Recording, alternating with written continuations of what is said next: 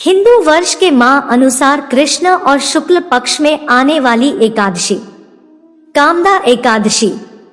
हर वर्ष कामदा एकादशी चैत्र मास के शुक्ल पक्ष की एकादशी तिथि पर मनाई जाती है।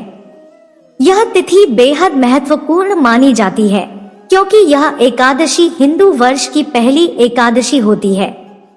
इस दिन भगवान विष्णु की पूजा करने का विधान है।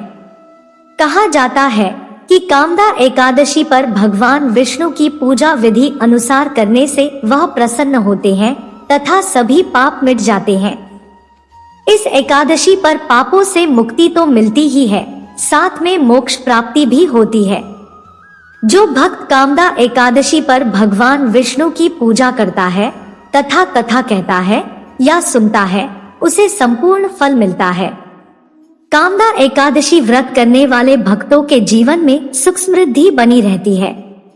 कामदा एकादशी व्रत की विधि। एकादशी का व्रत निर्जला किया जाता है।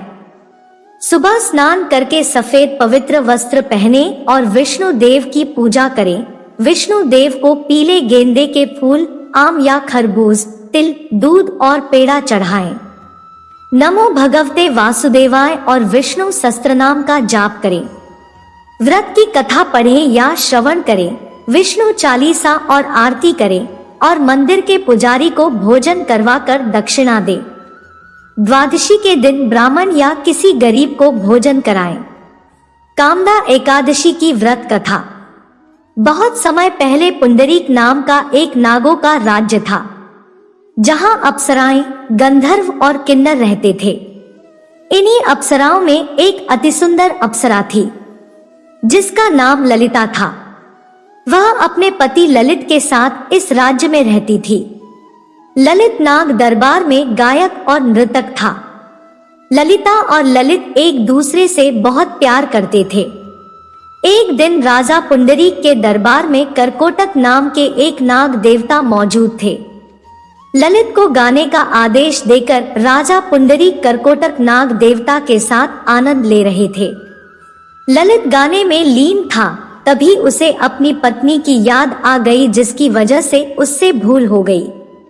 नाग देवता ने ललित से हुई गलती को पकड़ लिया, जिसके बाद राजा पुंडरीक ने उसे राक्षस बनने का श्राप दिया। राक्षस बनने के बाद ललित बहुत बुरा दिखने लगा। पति को श्राप मिलने की खबर सुनकर उसकी पत्नी ललिता बहुत दुखी हो गई और अपने पति को इस श्राप से छुड़ाने के लिए चिंता करने लगी।